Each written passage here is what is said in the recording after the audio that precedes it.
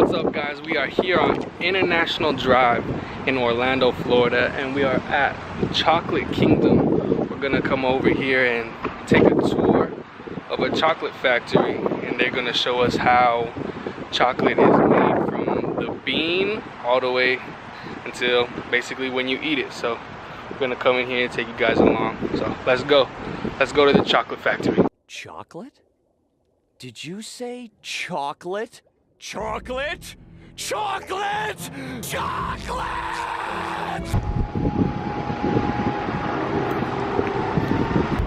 I'm not even a big fan of chocolate. I prefer more like Starburst or Sour Patch Kids, but anyways, we're gonna still come in here and learn all about it. Maybe see a Oompa Loompa or something. Willy Wonka. We're out here outside of the chocolate factory, and they have Oompa Loompa song playing over here. And we got all the tour times right here. It's a 45-minute tour. So let's go inside.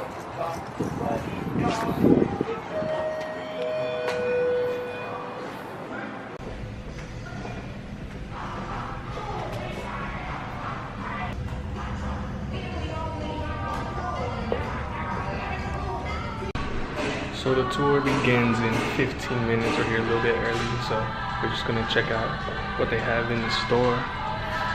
They got a whole bunch of stuff. I think over here is like the actual plants that it comes from. I don't know, we'll find out in the tour. Chocolate. I remember when they first invented chocolate. I always hated it.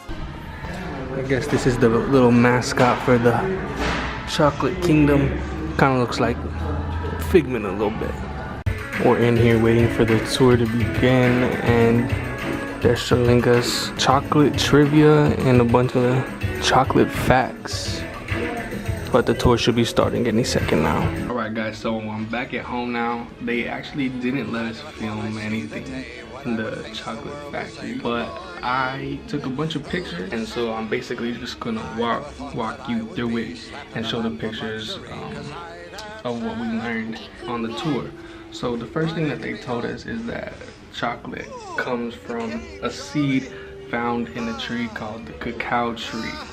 And this tree only is found on the earth in the tropics, so anywhere from 20 degrees north and 20 degrees south of the equator. So basically what happens is farmers go to this tree and they get these things called cocoa pods. Inside the cocoa pod there is cocoa beans, which is what the farmers will cut the cocoa pod and take out all the cocoa beans. After the cocoa beans are taken out of the pod and cleaned of all the white goo stuff, the farmers pretty much just leave it out to dry, and it ferments, and you have to let it sit there for like 5 days or something. And at this point, the tour guide let us actually eat one of the cocoa beans, and it's disgusting. It tastes like pure, like dark chocolate, like no sugar, no sweetness, like it doesn't even really taste like chocolate. It kind of tastes like a really hard nut that has a tiny bit of chocolate taste that's very bitter. I actually saved one of the cocoa beans that they gave us. Okay, so here's the cocoa bean. It's bitten in half right now, but the inside part is what the people want pretty much. So that's where the chocolate comes from, this bean inside there, and this bean is really nasty. It's disgusting. So right here, the tour guide was telling us that the ancient Mexican people were like the first people to harvest and use the cocoa beans, and she showed us there was this tool that the Mexicans used to use to grind up the cocoa beans. And when you grind it up very finely, it comes into like a liquid or a paste form, and after that the Mexicans would drink it. They would put like a chili powder in it, and they would drink it. So when the settlers came from Europe and Spain, Hernan Cortez actually was one of the first people to go into Mexico. And the natives that lived in Mexico thought he was a god because he was dressed in all gold. And so they thought he was one of their gods that was coming for them. And so for like a whole week straight, the Mexicans, the natives in Mexico would just give him all kinds of this drink, and he actually liked it. But then when he brought it back over to Spain, the king and queen of Spain, they hated it. So after this, she actually gave us a sample of the chocolate drink. They called it hot chocolate. It was basically just super dark chocolate mixed with chili powder. And this drink was also very disgusting and nasty. So moving into the next room, it was basically like, do you remember in the scene in Willy Wonka and the Chocolate Factory where they go into that room and everything in that room is edible, it's all candy? That's pretty much what this little tiny space in this room was. So behind the glass was all chocolate. You could eat everything in that room besides the grass, and the walls were not edible, of course. But in this room, they had a huge waterfall that went into a river, and that was 50 gallons of dark chocolate, she said. So basically, anything that you saw in there was chocolate and you could eat it. So after this, she took us into another room, which was the final room. So basically, this room is just their chocolate factory. So basically, where they make all their chocolate from the bean all the way to the chocolate bar. So at the beginning, she once again showed us all kinds of these cocoa beans. And she ground some of it up in this machine, and she gave us more samples of the cocoa beans, even though we already had some earlier.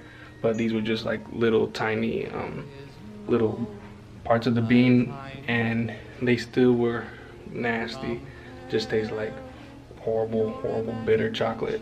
The next machine that was in there was this machine with two huge like wheel type things, and basically those wheels are like hydraulic thing, and they crush the cocoa beans with like a huge amount of force and pressure to make it into a liquid form. I think they call it chocolate liqueur. And after this, she actually gave samples to us too, and it was pretty much the same thing as the cocoa bean, just in a liquid form. But yeah, you can tell by my face right here that I was not a huge fan of this chocolate liqueur taste.